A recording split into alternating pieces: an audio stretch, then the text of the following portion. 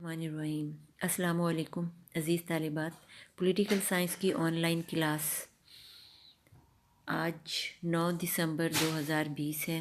ہمارا آج کا ٹاپک ہے قانون سازی کا طریقہ کار۔ قانون سازی بغیر جذبات کے تکنیکی اور پیچیدہ نوعیت کا کام ہے، اس لیے قانونی مسودات کو نہایت احتیاط سے تیار کیا جاتا ہے۔ برطانوی پارلیمنٹ دنیا کی قدیم ترین پارلیمنٹ ہے، اس لیے بیشتر جمہوری دنیا برطانوی پارلیمنٹ سے متاثر ہے اور اس پر برطانوی طریقے کا قانون سازی کی چھاپ نظر آتی ہے۔ چنانچہ پاکستان کی پارلیمنٹ میں بھی قانون سازی کا طریقہ کار برطانوی پارلیمنٹ سے ملتا جلتا ہے۔ نمبر 1، مسودات کی تیاری۔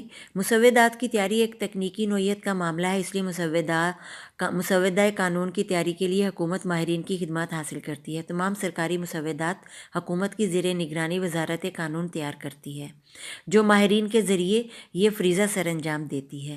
تاہم غیر سرکاری مسودات کی تیاری پیش کرنے والے اپنے وسائل سے کرتے ہیں۔ نمبر 2، مسودہ کا تعارف۔ آئین کی روح سے وفاقی فہرست کے حصہ اول اور دوم میں شامل امور سے متعلق مسودات کا آغاز کسی بھی ایوان میں ہو سکتا ہے۔ مالی مسودات کا آغاز صرف قومی اسمبلی میں ہوگا۔ اس مرحلہ پر مسودہ کا محرک اسپیکر کو ایک نوٹس دیتا ہے، جس کی بنا پر پہلی خواندگی کی تاریخ مقرر کر دی جاتی ہے۔ نمبر 3، پہلی خواندگی۔ مقررہ تاریخ کو پہلی خواندگی کے موقع پر ایوان کا محرک مسودہ کا عنوان پڑھتا ہے، جبکہ مسودہ کا محرک مسودے پر اپنے خیالات کا اظہار اور اس کی غرض و غایت بیان کرتا ہے۔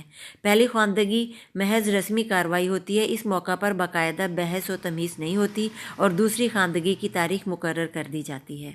دوسری خواندگی کے موقع پر مسودے کے حق اور مخالفت میں مکمل اور کھل کر بحث کی جاتی ہے۔ حزب اختلاف کی طرف سے مسودے میں ترامیم بھی تجویز کی جاتی ہیں۔ پرائیویٹ ارکان کے مسودات عموماً اس مرحلے پر ختم ہو جاتے ہیں۔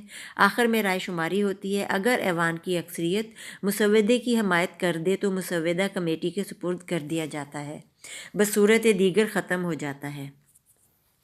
کمیٹی کا مرحلہ۔ دوسری خواندگی کے بعد تمام مسودات مجالس قائمہ کے سپرد کر دیے جاتے ہیں۔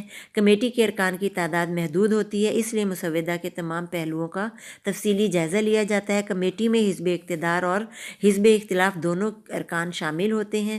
سیاسی جماعتوں کو کمیٹی میں متناسب نمائندگی دی جاتی ہے۔ کمیٹی مسودے کی چھان بین اور تفصیلی جائزے کے بعد ایک رپورٹ تیار کر کے ایوان کے سامنے پیش کرتی ہے۔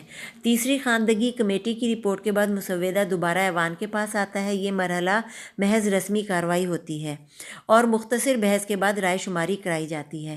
اگر ایوان کی اکثریت مسودے کو منظور کر لے تو ایک ایوان کے تمام مرحلے مکمل ہو جاتے ہیں، تاہم اس مرحلے پر پہنچنے والے مسودات عموماً منظور کر لیے جاتے ہیں۔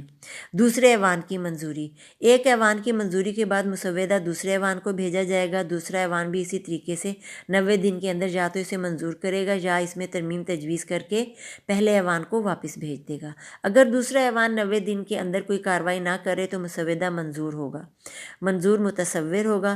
اگر دوسرا ایوان اس مسودے کو نامنظور کر دے یا اس میں ترمیم تجویز کر دے تو پہلے ایوان کی تجویز پر پارلیمنٹ کا مشترکہ اجلاس منعقد ہوگا، جس کی صدارت اسپیکر قومی اسمبلی کرے گا۔ اگر مشترکہ اجلاس سادہ اکثریت سے مسودے کو منظور کرے تو مسودہ صدر کی منظوری کے لیے بھیج دیا جائے گا۔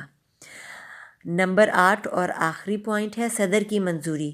صدر 10 دن کے اندر مسودے پر دستخط کر دے تو وہ قانون بن جائے گا۔ اگر مسودہ صدر کے پاس پڑا رہے اور صدر 10 دن کے اندر کوئی کارروائی نہ کرے تو مسودہ خود بخود قانون بن جائے گا، لیکن اگر صدر مسودے کو مسترد کر دے یا اس میں ترمیم تجویز کر کے واپس بھیج دے تو پارلیمنٹ اپنے مشترکہ اجلاس میں اس پر دوبارہ غور و خوض کرے گی۔ اگر پارلیمنٹ سادہ اکثریت سے اسے دوبارہ منظور کرے تو صدر اسے منظور کرنے کا پابند ہوگا۔